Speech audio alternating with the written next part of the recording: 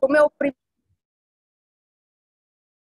seminário permanente do Six Nova, e é a primeira sessão, e começamos logo o RG1, e eu desde já passo a palavra à nossa querida diretora, a professora Ana Serra, que vai dizer umas palavras sobre a importância deste seminário e esta iniciativa nova para todo o Six Nova e para todos os nossos investigadoras e investigadores integrados, doutorandos, colaboradores, etc. Professora Helena Serra, obrigada.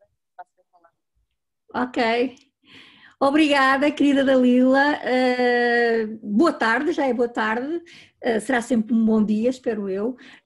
E, portanto, queria agradecer a todos e a todas estarem aqui presentes hoje é com especial satisfação, devo dizê-lo, que eu estou aqui para, inaugurar um ciclo de eventos que nós decidimos designar de seminários permanentes de investigação do Six Nova, e o permanente aqui é importante porque assinala de facto que há uma periodicidade permanente, digamos assim, semanal, ou seja, todas as sextas-feiras por volta da hora de almoço, portanto entre as 12 e as 13 horas.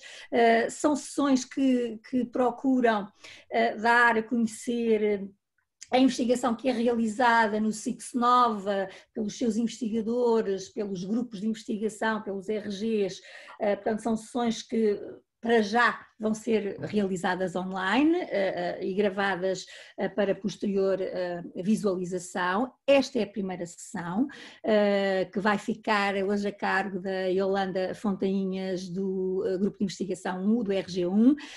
As próximas sessões, até meados de fevereiro, já foram divulgadas, estão no nosso cartaz que já divulgámos amplamente, não apenas no nosso site, mas por e-mail e nas redes sociais, mas já temos toda uma agenda cheia, todas as sextas-feiras já estão preenchidas até finais de julho, ou meados de julho, com comunicações da responsabilidade dos investigadores do Six Nova, num sistema de rotatividade entre grupos de investigação. As apresentações podem ser ou por convite dos próprios coordenadores dos grupos de investigação ou pela própria iniciativa, portanto, pelas propostas feitas por iniciativa dos próprios investigadores, e, portanto, a adesão por parte dos investigadores a esta iniciativa não poderia ter sido maior, pelo que, em nome da direção do Six Nova, muito agradeço, assim como, obviamente, também agradeço a vossa presença aqui.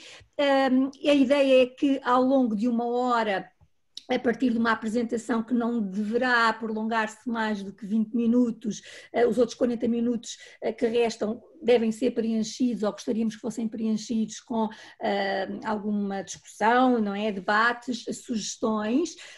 Recomendamos sempre aos investigadores que vão fazer a apresentação o envio prévio de uma leitura de suporte, que pode ser num formato de paper, num draft, PowerPoint ou artigos de terceiros sobre as temáticas que estão a investigar, e que nós vamos disponibilizar a quem estiver interessado, não é? A pedido, não é?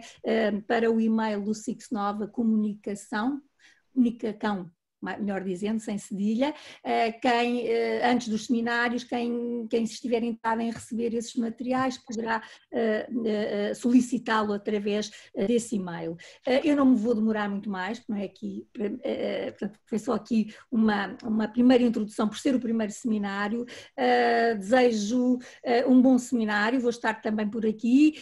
Agradeço muito também, obviamente, a toda a equipa de gestão e aos coordenadores dos RGs, aos meus colegas de direção, que também estão muito mais do que eu a dinamizar dentro dos próprios grupos estes seminários, e agradeço a todos os investigadores do Six Nova por terem acolhido também esta ideia, propondo e aceitando estar a fazer as apresentações, como também a participar nestes seminários. E, portanto, passo imediatamente a palavra à Dalila Cerejo para introduzir a nossa investigadora, que nos vai comunicar. Obrigada. Muito bem, muito obrigada, professora Helena Serra.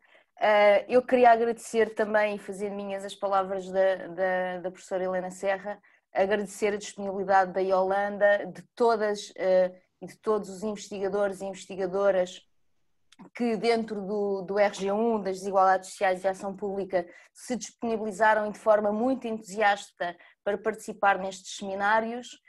Muito obrigada e percebemos que as pessoas de alguma forma tinham fome deste tipo de eventos, portanto Yolanda, porque é a primeira, muito obrigada por estar aqui. Também obrigada à sua orientanda, a professora Ana Brandão, que também teve toda a disponibilidade para com esta iniciativa e em encorajá-la também. Portanto, sem mais demoras, passo-lhe a palavra e obrigada mais uma vez. Muito obrigada, professora Dalila Cerejo. Bem, antes de mais, bom dia a todos e a todas. Dizer que foi com um enorme gosto que acolhi o convite endereçado pelo Centro Interdisciplinar de Ciências Sociais para participar no primeiro Seminário Permanente de Investigação. Agradeço também muito a vossa presença, a presença de todos e de todas. Eu penso que já estou em condições de partilhar uma apresentação. Vou fazer...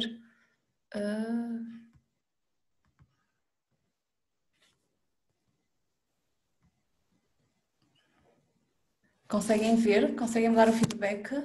Sim? Sim? Ótimo, muito obrigada. Bem, esta comunicação tem como objetivo apresentar o meu projeto de doutoramento intitulado Dinâmicas Afetivas e Sexuais, a desconstrução do casal heterossexual íntimo e igual. Projeto esse que conta com o apoio financeiro da Fundação para a Ciência e Tecnologia e que é desenvolvido no SICS na Universidade do Minho, no Polo da Universidade do Minho, sob a orientação científica da professora Ana Brandão. Como o título da tese indica, a minha investigação de doutoramento incide sobre as dinâmicas afetivas e sexuais de casais heterossexuais em situação de conjugalidade estável, isto é, coabitando há pelo menos 2 anos. O principal objetivo é o de aferir em que medida a comunicação conjugal e as experiências sexuais espelham uma maior igualdade de género ou a permanência de desigualdades efetivas nos relacionamentos amorosos e íntimos. A intervenção de hoje encontra-se estruturada em 3 partes. Em primeiro lugar, apresentarei a temática, as questões e os principais objetivos do projeto. De seguida, darei a conhecer algumas opções metodológicas e como tenho desenvolvido a minha investigação até ao momento. E por último, apresentarei alguns dados empíricos. Dada a fase inicial da análise, estes ainda são bastante preliminares. Posso continuar? Peço desculpa. Este projeto surgiu no segmento da minha tese de mestrado que versou sobre as representações da sexualidade e das práticas sexuais inerentes à vida do casal. Os resultados desta investigação despoletaram outras questões relacionadas com as vivências íntimas e com as assimetrias de género no interior da dinâmica sexual e afetiva do casal. Mas em boa verdade, o momento em que eu tive a certeza absoluta que deveria continuar a desenvolver este tema surgiu quando uma entrevistada me confessou, e passo a citar: acho que foi o momento em que refleti e exteriorizei a dor de ter sido abandonado. Era como se a relação sexual fosse uma violação para mim. Isto é uma coisa que não se diz ao parceiro, ao marido, a ninguém. Diz-se assim. Fim de citação. Partilhas desta natureza, bem como os resultados da minha dissertação, estão na gênese do meu interesse por aprofundar algumas questões, curiosidades e até perplexidades que foram surgindo. Esta situação levou-me a questionar: até que ponto as representações daquilo que pode ou não pode ser verbalizado condicionam uma vivência conjugal e sexual livre de interditos sociais? Será o casal contemporâneo mais íntimo e igual? Em que medida os afetos são usados para naturalizar, encobrir, revelar ou negociar relações de poder no seio do casal? Este projeto visa, portanto, responder a estas questões e a uma muito em específico. Como é que na modernidade a vida em comum se constitui simultaneamente como um lugar de realização afetiva ou sexual e espaço onde as assimetrias de género se renovam? Bem, em Portugal pouco se conhece sobre as relações de intimidade heterossexuais. Na literatura internacional também se tem privilegiado a análise de comportamentos que se afastam da heterossexualidade. Vários estudos sugerem, por um lado, que os casais de hoje estão mais íntimos e iguais e que o repertório sexual se tem diversificado, refletindo-se numa sexualidade mais liberta de constrangimentos. Outros reafirmam os limites da igualdade de género e a permanência de uma visão falocêntrica do sexo, ilustrados na não negociação do prazer mútuo e na não articulação entre sexo e intimidade emocional. Foi então este caráter paradoxal que me suscitou o interesse pelas questões relacionadas com experiências sexuais e de que forma elas esperam ou não uma maior igualdade. Assim, as formas de viver a intimidade conjugal e sexual no contexto da heteronorma constituem o objeto de estudo da investigação. Trata-se de um objeto de estudo que é capaz de desconstruir os significados sociais e culturais face às relações de género e de poder nas sociedades contemporâneas. A análise do objeto privilegia a convergência de dois níveis de análise. O microsociológico, em que eu vou focar as representações e universos simbólicos dos casais, e o macrosociológico, em que eu procuro atender ao contexto social, cultural e espaço-temporal que as modelam.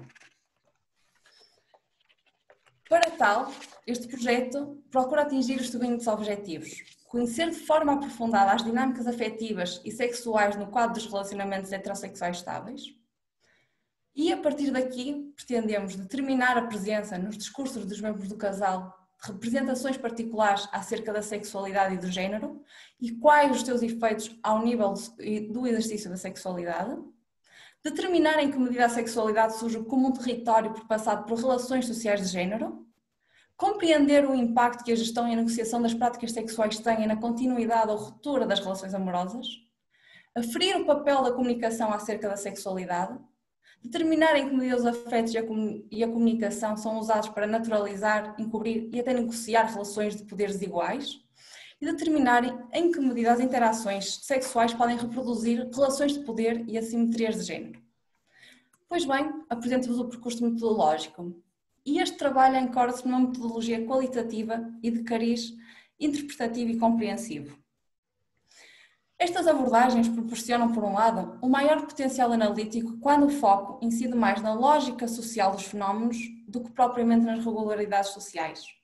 Por outro lado, também nos permitem aceder ao discurso dos dois membros do casal a um nível mais profundo. De forma a atingir os objetivos de pesquisa, recorreu-se a um método de estudos de casos. Esta opção é justificada pelas suas virtualidades, como a flexibilidade metodológica, pelo caráter intensivo e pela possibilidade de junção de diversas técnicas de investigação. O objeto empírico é composto por casais heterossexuais que partilhem a mesma habitação há pelo menos 2 anos e que assumam entre eles uma relação estável, isto é, uma relação em que exista a dimensão afetiva e sexual e em que fosse reconhecido o compromisso entre os dois membros. Por motivos de maior proximidade e redução de custos da pesquisa, a análise empírica centrou-se no norte litoral português. A seleção dos casais teve em consideração a diversidade ao nível da situação conjugal. Temos casais com e sem filhos, de diferentes faixas etárias, anos de conjugalidade e de zonas de residência. Assume-se que as diferentes configurações da vida privada refletem-se em diferentes dinâmicas afetivas e sexuais. Como técnica de acesso a estes casais, recorreu-se num primeiro momento à seleção de casos e num primeiro momento o procedimento foi intencional e num segundo recorreu-se a um procedimento em bola de neve. Neste trabalho, a principal técnica de investigação para a recolha de dados é a entrevista semi-estruturada, tendo como propósito conhecer de que forma cada casal define a sua vida sexual, bem como o significado que a comunicação e as experiências sexuais têm na relação conjugal. A entrada no terreno desdobra-se em 2 etapas. Primeiro, entrevistas individuais a cada membro do casal e, posteriormente, a entrevistas conjuntas a casais cujos membros já tenham sido entrevistados anteriormente. A observação direta é utilizada no decorrer da entrevista, onde com uma espécie de diário de campo se elabora um registro de todos os dados da observação, descritivo de todos os dados da observação. O objetivo é descrever como é que correu a entrevista, quais os comportamentos dos entrevistados, por exemplo. Sendo que a análise de conteúdo destas entrevistas foi submetendo ao Grand F Theory, aos princípios da Grand F Theory. Bem, a entrada no terreno pautou-se por vários avanços e recuos permanentes que iam desafiando a resiliência e a criatividade sociológicas. Mas nestes momentos de incertezas vinha à memória o pensamento de Becker, de que os nossos problemas, vistos apropriadamente, podem nos ajudar a aprender. Chegamos então aos resultados. e dada a fase inicial da análise, a apresentação dos resultados só pode ser preliminar. No entanto, procurarei mostrar de que forma é que alguns casais manifestam os seus modos de viver a intimidade e sexualidade conjugal e analisar como é que se vão reconstruindo e ressignificando os relacionamentos afetivos ao longo do ciclo conjugal. No geral, os dados sugerem que os casais manifestam os afetos, desejos, condutas sexuais e usos corporais de formas diferentes. Independentemente dos elementos que os diferenciam, todos procuram contornar os conflitos e desencontros de expectativas e construir estratégias para alimentar a chama conjugal, através da partilha, confiança, conhecimento e experiências sexuais. Importa destacar 3 aspectos. Em primeiro lugar, as representações, valores e significados da sexualidade conjugal. Depois, a importância da comunicação no geral e da comunicação sexual em particular. E, por fim, os fatores que influenciam a regularidade sexual dos casais em estudo. As representações que constroem a vida a dois organizam-se em torno de um conjunto de ideais onde os afetos, a reciprocidade, a fidelidade e o prazer sexual surgem como elementos fundadores do casal. De uma forma geral, todos os casais reconhecem a importância que a sexualidade tem, e especificamente a relação sexual, na manutenção e na constituição e na manutenção da relação conjugal, verificando-se aquilo que Sofia Avelino nos designa de erotização do casal. O discurso de António e de Beatriz são significativos desta importância e passo a citar. Diz-nos António: eu considero que uma relação amorosa sem sexo não faz sentido. Se uma pessoa não é feliz na cama, não é feliz de todo. Eu não gosto de filosofia, por isso não acredito no amor sem desejo sexual. Já a Beatriz, de 39 anos, nos diz: se as relações sexuais não funcionam, o casamento não funciona. Portanto, acho que isso faz parte e é uma coisa que nos faz bem psicologicamente e fisicamente. No geral, a relação sexual é retratada de uma forma muito positiva. A ideia que perpassa é que o ato sexual é algo prazeroso, que proporciona bem-estar individual e também conjugal. Verificando-se um predomínio de uma visão hedonista da sexualidade, ou seja, esta ultrapassando os aspectos ligados à reprodução, é encarada como um meio de satisfação pessoal e conjugal que tem como finalidade o alcance do prazer. Não obstante isto, a sua importância não é imune à passagem do tempo conjugal e às mudanças que vão ocorrendo, como adiante veremos. Evidenciando uma pluralidade de significados atribuídos à sexualidade, enquanto para uns a sexualidade e especificamente a relação amorosa só faz sentido por amor, para outros pode estar dissociado do amor, pelo que o prazer em si não requer um envolvimento amoroso. Quase como se o tesão e a atração física por si só chegasse. Importa destacar que na análise dos discursos femininos e masculinos se evidencia que o sexo não tem o mesmo significado para os homens e para as mulheres. Os discursos denotam uma nuance de género onde as mulheres entrevistadas consideram que o sexo só faz sentido se existir sentimento. Entre os casais coexistem também 2 visões diferenciadas acerca da relação sexual. Uns relacionam-na com os aspectos biológicos e naturais do ser humano, encarando como uma necessidade humana básica, que requer a penetração entre 2 pessoas do sexo oposto. Para outros, é algo que, para além de envolver o coito vaginal, pressupõe a existência de intimidade e de amor entre os parceiros. Enquanto a primeira visão sobressai essencialmente nos discursos masculinos, a segunda é mais frequente nos discursos femininos. E esta constatação orienta-nos para a ideia de que parece que persiste uma dupla moral de género. Assistimos também à permanência de representações tradicionais da sexualidade. Exemplo disto é a persistência de uma visão que associa a masculinidade a uma maior predisposição e apetite sexuais, ao passo que a mulher é retratada socialmente como sendo mais sensível, emocional e afetiva. E aqui que importa eu mencionar o papel dos homens e das mulheres na relação sexual. Quando questionados sobre se existe algum, os entrevistados responderam negativamente. Contudo, numa análise minuciosa dos discursos, o que é que se verifica é que afinal os homens são descritos como tendo mais líbido, como sendo mais ativos fisicamente, sexualmente, ao passo que as mulheres são representadas como mais passivas e com menor apetite sexual. Este maior apetite sexual masculino comparativamente ao feminino transparece nas palavras de todos os entrevistados. Perante a pergunta, alguma vez ficou sem sexo e apetecer-lhe? Enquanto os homens são unânimes a responder positivamente, o mesmo não se verifica nos discursos das mulheres. Neste sentido, esta divergência visível parece que nos revela que, ao nível da frequência sexual, a satisfação do desejo sexual é passível de um desencontro entre os membros do casal. Verifica-se ainda que determinadas representações acerca da sexualidade vão influenciar as práticas sexuais. As representações acerca das práticas sexuais e a moralidade sexual parecem assumir traços cada vez mais modernos, no sentido de uma maior diversidade e maior adesão a certas práticas que outrora eram consideradas desviantes.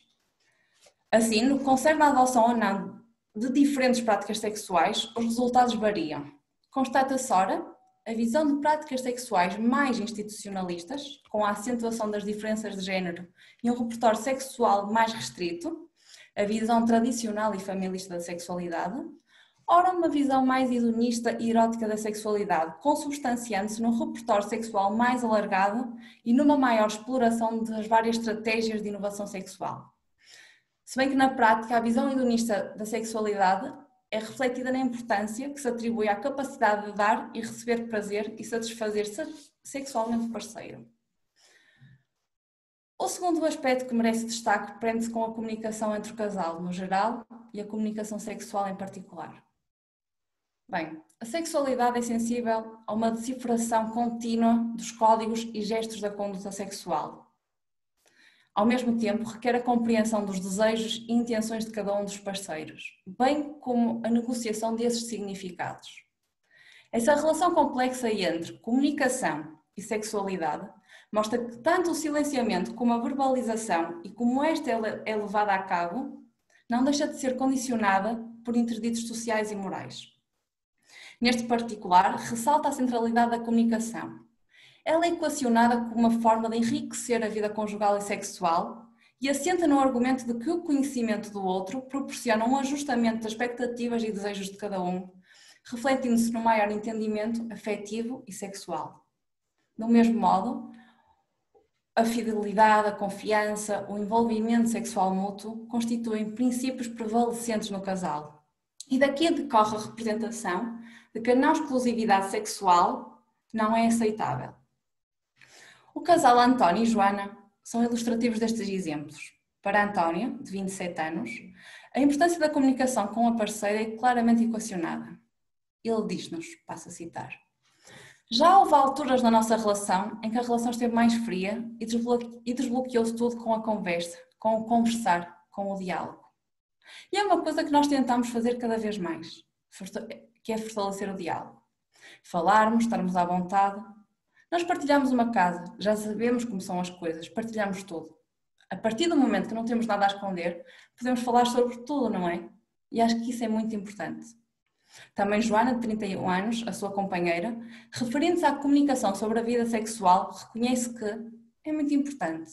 Sempre foi desde o início. É importante ter abertura para falar de tudo numa relação e o sexo é uma das coisas.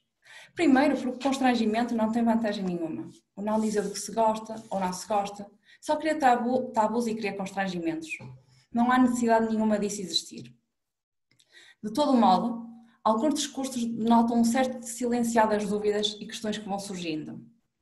Em parte resultado de uma resignação face à rotina conjugal ou então do medo da reação do parceiro. Clara, e passo a citar, diz-nos: quando não estou a conseguir atingir o orgasmo, acho que aí a comunicação falha, porque eu não lhe vou dizer. Quando eu não estou a conseguir atingir, eu não costumo verbalizar.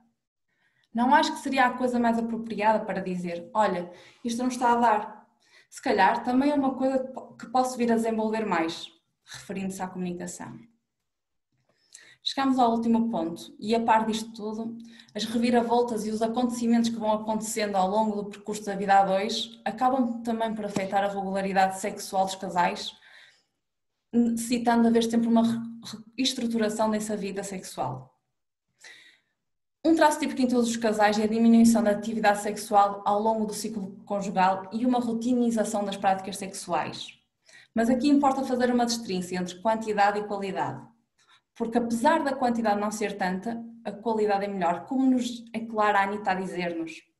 Acho que agora está muito melhor a relação sexual, porque sabemos fazer a coisa melhor. O conhecimento é muito importante, a descoberta é maravilhosa. Acho que toda a gente diz isso. Mas depois chegas a uma altura que já conheces. A quantidade pode não ser tanta, mas a qualidade é melhor. Outro dos fatores que afetam esta regularidade tem a ver com a gravidez, que se nos casos da gravidez de risco não permite o coito genital, em outras, as representações em torno da mulher grávida levam a uma abstinência sexual. Também se pode dever a razões psicológicas e emocionais ligadas a stress, a ansiedade e por motivos relacionados com os papéis profissionais, parentais e familiares. E aqui importa destacar que todos os casais com filhos, o papel da maternidade e da paternidade tem um impacto muito importante e é muito marcado nas vivências sexuais do casal, nas alterações da vivência sexual do casal. De uma forma mais ou menos implícita, alguns discursos masculinos deixam passar a ideia que a oscilação desta vivência da intimidade sexual se deve essencialmente às parceiras, em virtude da diminuição do seu desejo ou predisposição sexual. Veja-se por fim a citação de Margarida, 35 anos, que ilustra bem alguns destes exemplos. Quando questionada sobre a preponderância do papel de mãe em relação ao papel de companheira e de mulher, ela responde: em uma certa altura sim, nos primeiros meses, na altura da amamentação, em que há aquele todo rebuliço hormonal e adaptação à nova realidade. Eu sentia que não me sentia disposta para ter relações sexuais. Ali, os primeiros meses, é uma adaptação muito grande para todos. Há um terceiro elemento em casa, há um terceiro elemento numa relação. Os homens provavelmente não sentem isso, porque não têm essa entrega da amamentação. Nós é que tiramos a licença da maternidade, quer dizer, nós é que estamos ali mais a 100% com a criança. Depois é o cansaço que toma conta de nós e o tempo deixa de ser tanto para muita coisa, inclusive para o marido. Mas em relação a dizer-lhe, ai, estou mortinha por ter relações, não, esse pensamento não me ocorreu logo. Tinha mais saudades de um copo de vinho e relaxar do que de fazer sexo. Fim de citação. Bem, porque acreditamos que o avanço do conhecimento pode impulsionar transformações sociais, pretendemos no final deste projeto apresentar recomendações para a concepção de políticas públicas promotoras de uma cidadania plena e de uma sociedade mais inclusiva. Este projeto compromete com a concretização dos objetivos da Agenda 2030 das Nações Unidas para o Desenvolvimento Sustentável, nomeadamente sensibilizar para a necessidade de garantir o acesso à saúde de qualidade e promover o bem-estar de todos nos domínios da saúde sexual e reprodutiva e fomentar a discussão pública sobre igualdade de género e direitos sexuais e reprodutivos, contribuindo para a capacitação das mulheres através da educação, fundamental, para uma sexualidade saudável, responsável, isenta de riscos e aproximações abusivas, violentas e discriminatórias. Em jeito de conclusão, termino. Qualquer que seja o casal, a sua história é marcada por encontros e desencontros que moldam as vivências de intimidade.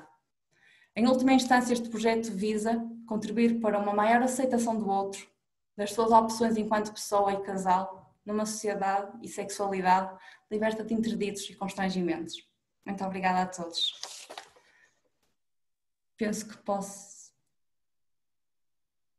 Obrigada, Yolanda. Muito obrigada pela sua apresentação, muito clara, muito concisa e que também respeitou o tempo, isso também é importante.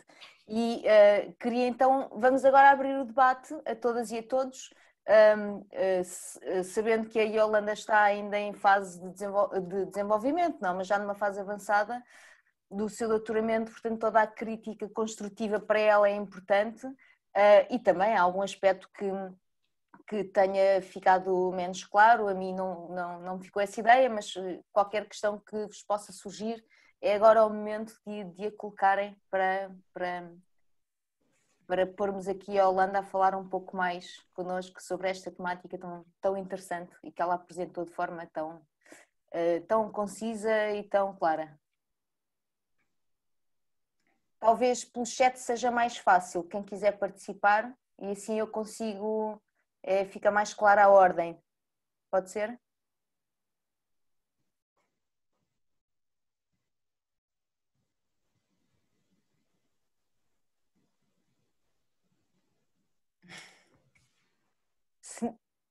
alguém tem uma questão? Se não, eu tenho...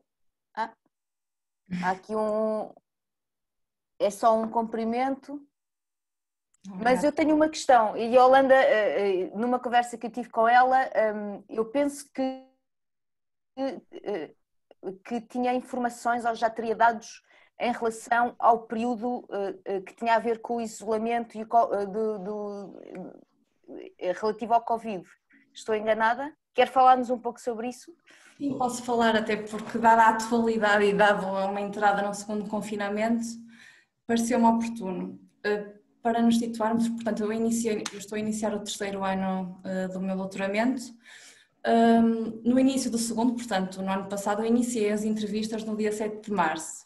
Por volta do dia 13 de março, entramos em confinamento.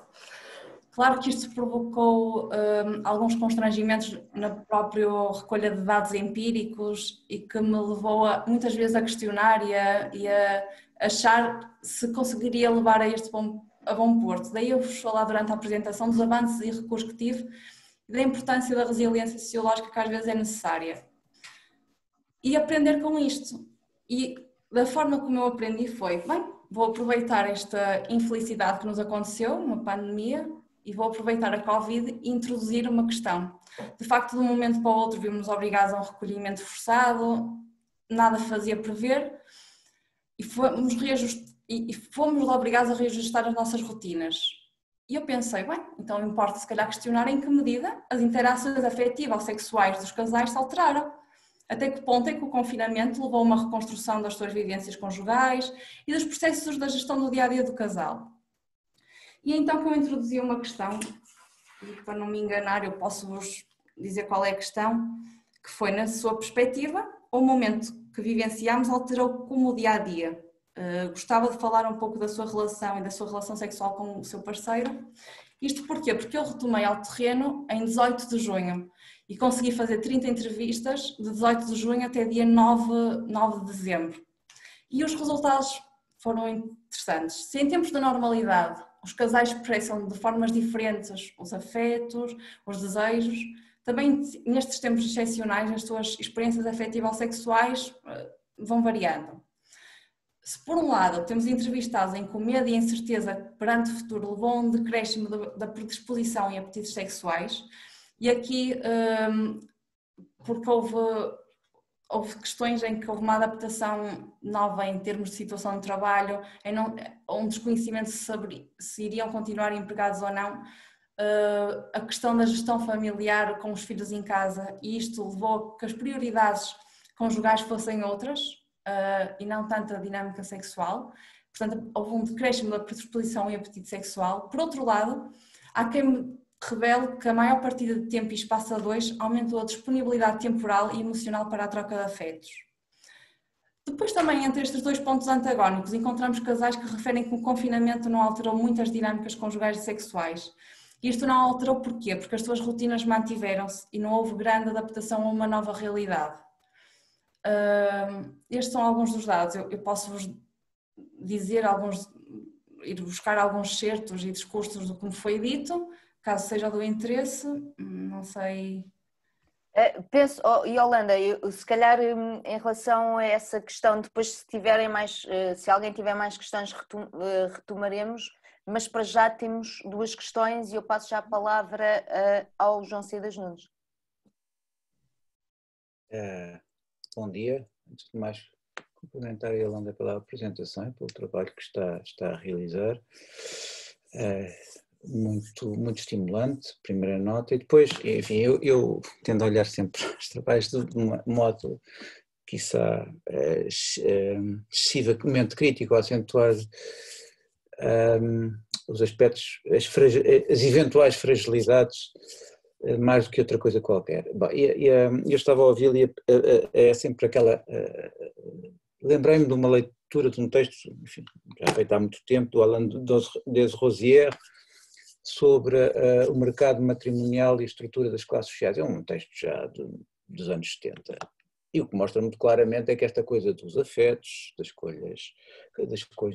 conjugalidades, bom, é muito suscetível aos recursos, não é? Bom, eu não... recursos de diferente ordem, em alguns casos, em algumas categorias sociais, por exemplo, os recursos económicos ganham uma força particularmente significativa no fecho, digamos assim, no fechamento social das relações, no quadro da qual se estabelecem relações de conjugalidade. E por isso, estranhei, à falta de melhor palavra, não ouvir, ou pelo menos não ter percebido no seu texto, na sua apresentação, melhor dizendo, a repercussão deste tipo de analítica. E em dois planos, digamos assim, neste plano mais direto, do modo como de pensar eventuais diferentes dos modos de experimentar, de viver as conjugalidades, das estratégias conjugais que são desenvolvidas em comum ou não, contrapesando, digamos assim, disposições conjugais diversas que possam, por seu turno, ser associadas, digamos assim, à estrutura das classes sociais, mas, por outro lado, o que não deixa de ser, em parte, uma expressão disso, mas pode ser visto de modo muito autónomo, a exploração da dimensão dos recursos na produção da própria conjugalidade. Não é? Estratégias de herança, relativamente, que os casais, sobretudo, pareceu-me que os casais que terá estudado serão relativamente jovens, estratégias relativamente às heranças familiares, etc, etc, etc. Bom, primeira nota. Uma segunda, havia mais, mas há depois uma outra nota que eu que eu gostava de fazer relativamente, aí é de algum modo, como esta primeira é ao mesmo tempo teórica e metodológica, ou tem consequências metodológicas, esta segunda também tem esse efeito, que é a história de, eventualmente, do ponto de vista analítico, estar a dar demasiada importância à comunicação verbal. Quer dizer, ou melhor dizer, nem à comunicação verbal, é o que apura a propósito da comunicação verbal. Boa parte da padronização da vida social e especialmente do ponto de vista da adequação e da renovação das expectativas conjugais, nomeadamente no que toca à vida sexual, faz através de dispositivos que eu imagino que estão muito mais ligados a uma comunicação não verbal, é muito mais importante do que a verbal. E, portanto, nós estarmos a prestar ou centrarmos a nossa atenção nos discursos, nas trocas discursivas entre os casais como modos de compor a conjugalidade, parece-me que pode comportar um risco de perder de vista justamente essa dimensão crítica da produção das conjugalidades que tem a ver com a comunicação não verbal. Fico-me por aqui. Muito obrigado, de qualquer modo.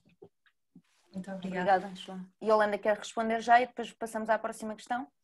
Eu penso que será mais fácil. Primeiramente, agradecer ao professor João Cedas Nunes. João Cedas Nunes só, está bom. Professor, esqueça, não tem importância nenhuma. Pelos contributos, até porque é assim que conseguimos poder perceber algumas fragilidades, mas de todo modo, por questões de economia de tempo, eu não conseguia apresentar o meu trabalho na íntegra e mesmo a parte do enquadramento teórico não foi feita. Em primeiro lugar, gostava de sublinhar que o foco do meu trabalho não é a constituição do casal, mas sim a vivência e as representações dos afetos e da sexualidade.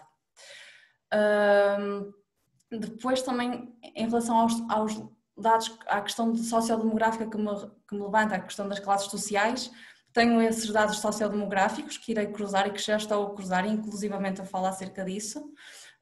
Antes de aplicar a entrevista é preenchido o guião sociodemográfico para captar precisamente essas interferências.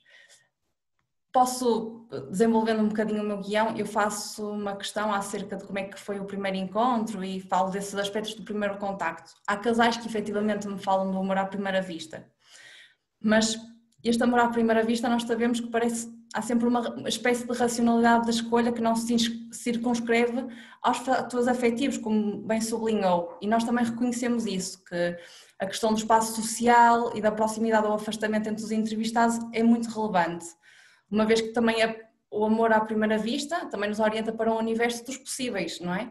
Na medida que quanto mais próximos os indivíduos estão no espaço social, mais próximos estarão de partilhar os mesmos gostos, as mesmas disposições e valores supra-individuais que os acaba por aproximar.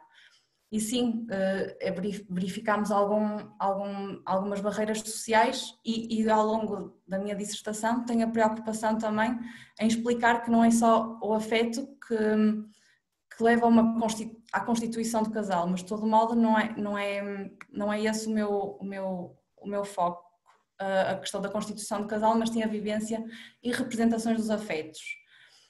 Quanto aos discursos, eu não posso fazer a observação participante da prática sexual. Claro que consigo captar algum nas transições entre os entrevistados, porque as entrevistas individuais eu realizei e todas elas tive a felicidade de conseguir realizá-las no mesmo dia ao mesmo casal e consegui perceber algumas interações conjugais quando eles se cruzavam, o que é que foi verbalizado entre eles, os gestos, os olhares, mas dada a temática, a observação participante em si, captar aquilo para além do que é dito, torna-se mais complicado um pouco, sim. Mas aqui também estamos conscientes dos problemas adicionais que este tipo de pesquisa e este tipo de temática nos levanta. Para além dos que são habituais, primeiro temos que nos confrontar com o facto de ser um tema ainda tabu e estamos a entrar na vida íntima das pessoas, o que causa alguns obstáculos adicionais.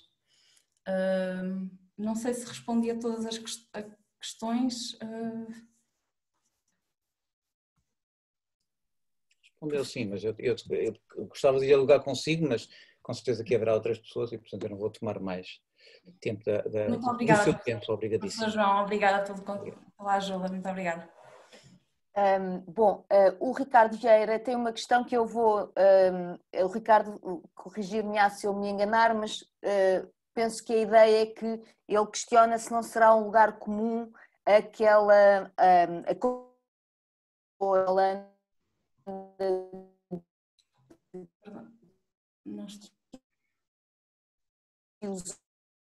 os homens não estou a conseguir ouvir.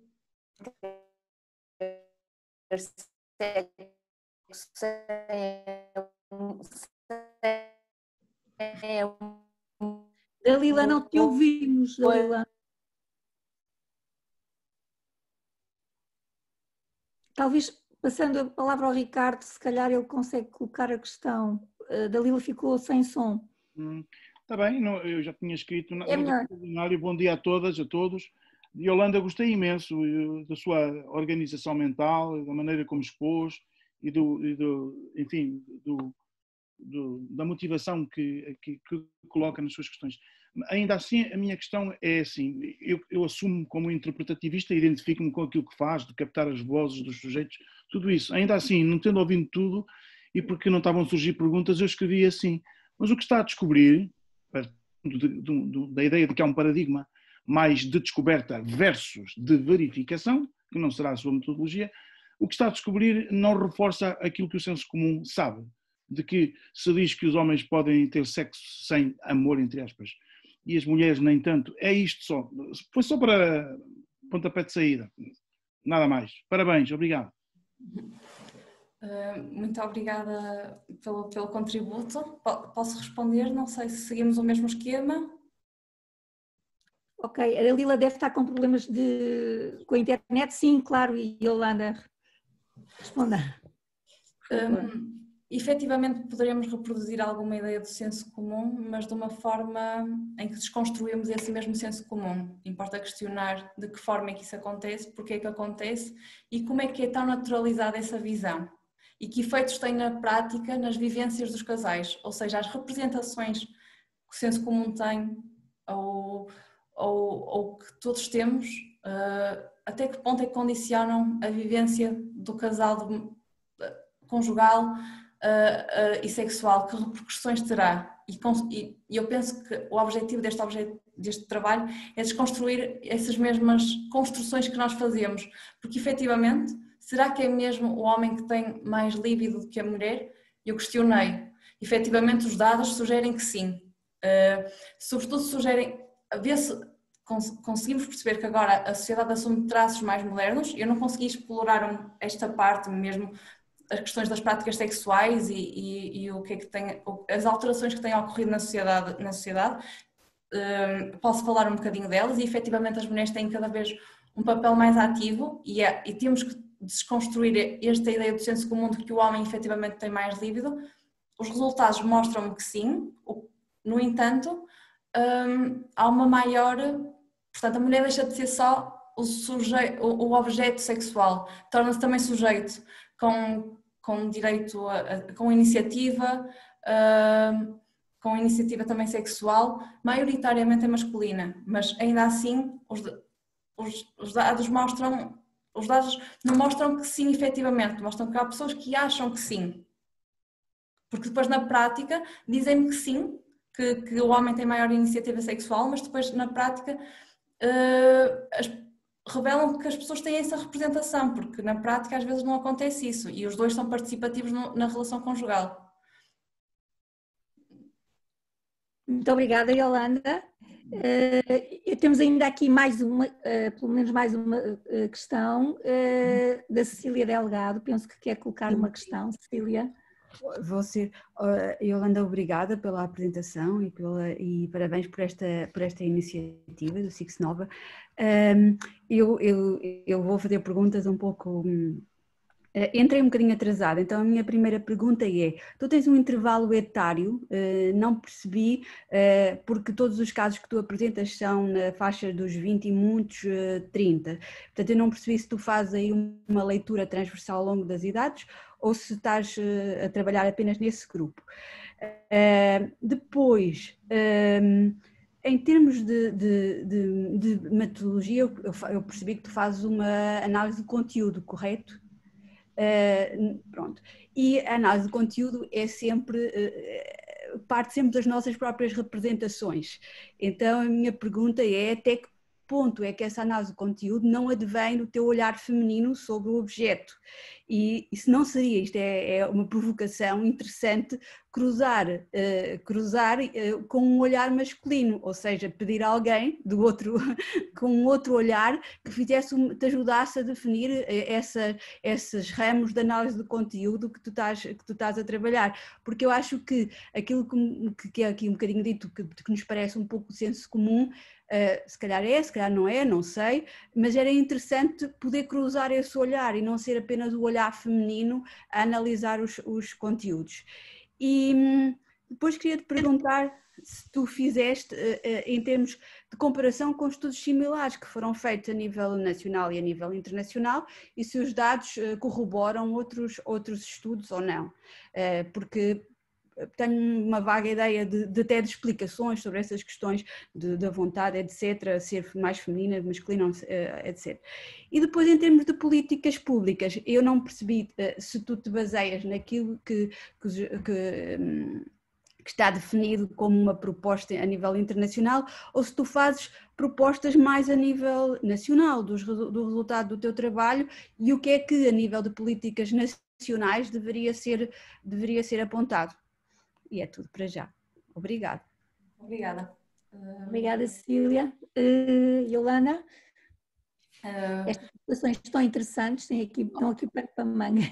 Se calhar também surgiu outra questão no chat acerca da caracterização dos casais que eu entrevistei. Se calhar eu expliquei que tentei procurar diversificar a situação conjugal de cada casal, nomeadamente ao nível de número de filhos, de anos de conjugalidade, de idades.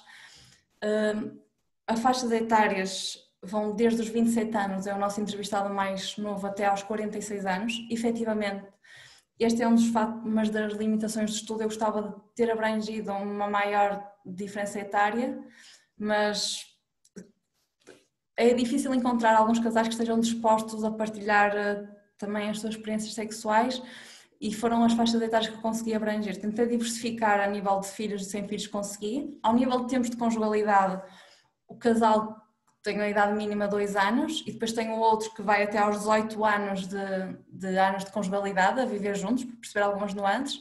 Procurei diversificar também ao nível das zonas de residência, nomeadamente Viana do Castelo, Porto, Braga e Aveiro. E procurei também diversificar aos níveis de ensino. Outra das limitações é a concentração dos casais em níveis mais elevados do ensino, nomeadamente ensino secundário e ensino superior. Ainda assim consegui captar casais que tenham, um casal que tinha o terceiro ciclo do ensino básico, portanto 9º ano. Pronto, penso que isto também nos mostra que esta ainda é uma temática com alguns tabus e constrangimentos e pronto. Nomeadamente a análise de conteúdo, eu sigo os procedimentos da Grand Theory, ou seja, as categorias vão sendo construídas ao longo dos dados, a partir dos dados. Há quase a teorização é fundamentada numa contínua e rigorosa análise comparativa dos dados, quase um vai-vem entre teoria, empiria. Portanto, eu não estou a usar uma grelha pré-definida e a encaixar os dados nela. As categorias vão surgindo consoante as entrevistas. Não sei se respondi à questão. Sim, respondeste, mas era interessante é que essas categorias que vão surgindo, discuti-las com uma pessoa do outro sexo, para perceber se tem a mesma leitura de categorização que tu estás a construir. Ok. Eu agradeço o contributo. Efetivamente, a discussão dos dados já é feita com a minha orientadora, em que consigo perceber os discursos e ver se a minha imagem, porque tenho a noção que o facto, a naturalidade axiológica e a própria ligação ao objeto e a minha leitura enquanto mulher podem interferir. Então, como embalizar alguém de outra área e alguém também que seja do sexo oposto, para perceber se eu não género. Claro. Do mesmo género, sexo oposto precisamente do mesmo género. E agradecer a sugestão. Sim, é um desafio, não é? Porque o nosso olhar é enviesado. Não é? Sim. E agradeço-lhe, penso que... É a triangulação de dados, não é? De analistas, neste caso, que é sempre tão importante na análise qualitativa.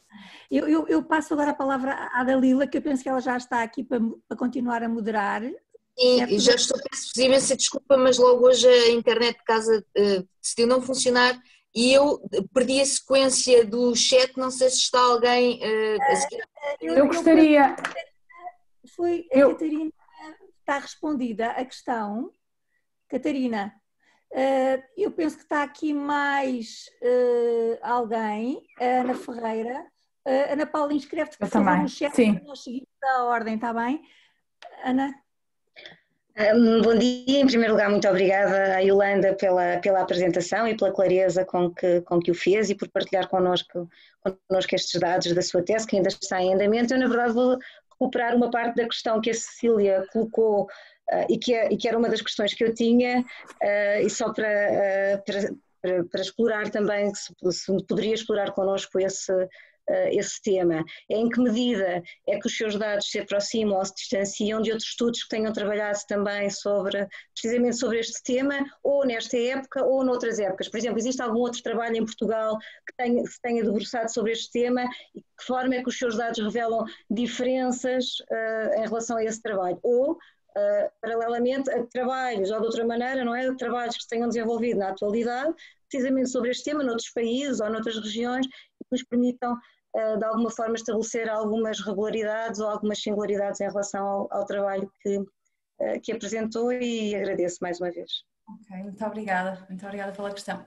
Em Portugal, apenas 3 grandes estudos sociológicos incidem especificamente sobre os comportamentos e práticas sexuais dos portugueses. Saiu um livro em 2016 organizado por Ferreira, depois pelo Machado Pais em 98 e 87, salvo erro. Efetivamente ainda conhecemos muito pouco sobre a atividade sexual, há uma análise sociológica da atividade sexual dos portugueses.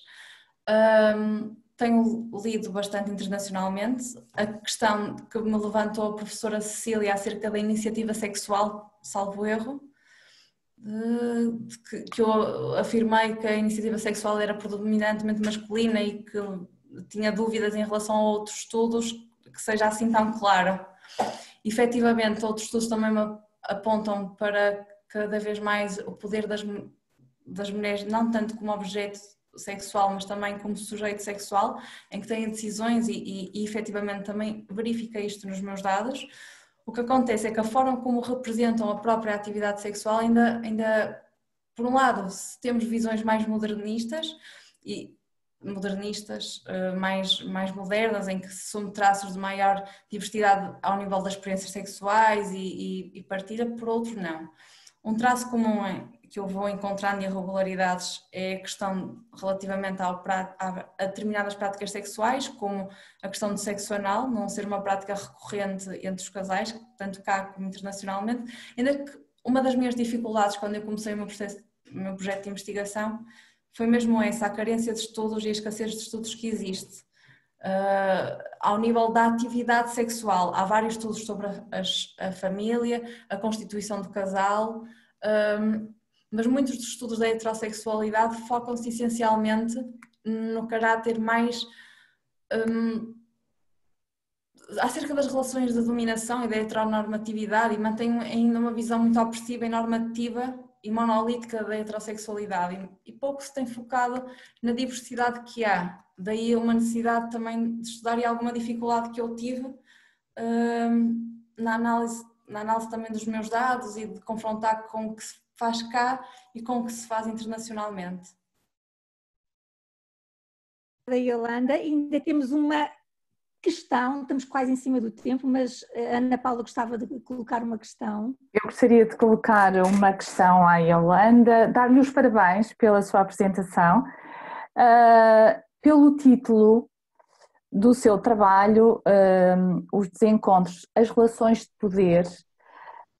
Gostaria de perceber se a Yolanda vai explorar a questão do poder, ou seja, a pluralidade de poderes na conjugalidade, e se existem interseções não só do poder do ponto de vista da sexualidade, mas também, por exemplo, na divisão sexual das tarefas, no poder de decisão, nos assuntos relacionados, por exemplo, com assuntos de ordem familiar e doméstica, bem como também dos filhos, e de que modo é que o poder é retratado e explorado no seu trabalho, e de que modo é que isso também é central para a conjugalidade. Muito obrigada, professora Paula. Pois bem, esta é uma questão que efetivamente vou falar do poder, mas não tenho ainda uma resposta completamente clara para dar. Estamos em processo de construção agora Portanto, os dados estão-me a dar a teoria e isto é um balancear. Portanto, a forma de estruturar ainda a parte teórica, estamos agora a pensar nela. Efetivamente, é algo que eu quero falar, das desigualdades que existem ou não ao nível da partilha doméstica, nas desigualdades que existem ou não ao nível das escolhas sexuais, na forma como muitas vezes o afeto e o facto, aquilo uma citação de uma entrevistada é clara nisso e acontece várias vezes, eu não lhe vou dizer isto para não o magoar, ou então eu vou ainda existe a representação de que eu posso não me apetecer ter sexo, digo-lhe que não, mas não posso estar sempre a dizer que não, porque senão ele poderá procurar fora de casa. Portanto, até que forma, até que ponto, e eu exploro isto, até que ponto estas representações que existem condicionam uma vivência da sexualidade livre e de encontro àquilo que eu quero enquanto pessoa dentro do casal. Muitas vezes os afetos naturalizam e vão reproduzir essas mesmas relações desiguais, que são muito encobertas e isto vai ser falado efetivamente, ainda estamos num processo de construção, mas sim, os moldes de pensar o poder a nível teórico ainda não lhe consigo dar uma resposta concisa e tenho que ser honesta, e agradeço-lhe o seu contributo porque acho que está na altura de começar a pensar como posso encaixar o que os discursos me estão a dizer.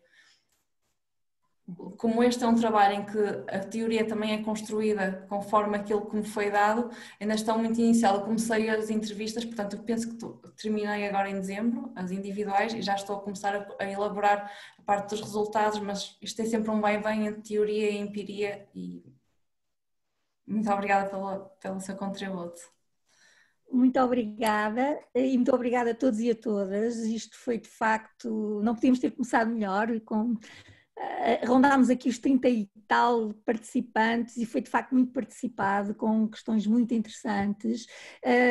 Eu própria também tinha aqui algumas questões, nomeadamente em relação à ground theory, que não vou fazer, mas queria aqui deixar o repto. Temos os e-mails uns dos outros, os contactos uns dos outros, estas conversas podem sempre continuar a partir daqui. Queria agradecer muito à Yolanda por se ter predisposto a dar este pontapé de saída, e agradecer a todos por estarem aqui presentes e participarem de facto neste debate. E estamos confinados, mas eu penso que nunca estivemos tão ativos, não é? E tão próximos, e isto é importante para todos nós, para o SIX Nova, para todos nós enquanto investigadores, e agradeço muito a vossa participação em nome de todos os investigadores, em nome da direção do SIX Nova, e temos um encontro marcado para quem quiser estar para a próxima sexta-feira, com um investigador do grupo de investigação 2, que é o Nuno Boavida, e portanto ficamos à vossa espera também, e muito obrigada a todos e a todas mais uma vez por um debate e por uma conversa tão interessante. Obrigada. Permites-me uma palavrinha só para agradecer à Yolanda e à sua disponibilidade. Não estavas ou não, porque por isso é que... Peço imensa desculpa de todos os dias a minha internet decidiu ir abaixo durante um período de tempo. Obrigada por me ter substituído, Yolanda, muito obrigada porque no primeiro segundo aceitou este repto, e sei que que foi motivo para alguma ansiedade, porque era o primeiro seminário. Agradecer novamente à sua orientadora, a professora Ana Brandão, e congratulá-la pela excelente apresentação, e capitalize, por favor, todas estas questões na medida do que possa para o desenvolvimento do seu trabalho. E obrigada a todas e todos os participantes por terem estado aqui durante esta hora connosco. Não sei se me permitem, para terminar, agradecer a presença de todos e de todas, e agradecer os contributos que me deram, porque efetivamente vai-me obrigar a pensar, repensar, e acho que o conhecimento e o processo de conhecimento é isto mesmo, uma ida e vindas de pensamentos, de troca de ideias e partilhas, e estou muito grata pelos vossos contributos, que me vão certamente ajudar a construir um projeto mais sustentado e melhor. Agradecer também à professora Dalila Cerejo pela recepção e como foi mostrando todo o processo e como é que iria funcionar. E muito obrigada a todos, à minha professora Ana também pela presença, à minha professora orientadora que me tem sempre ajudado. Muito obrigada mais uma vez.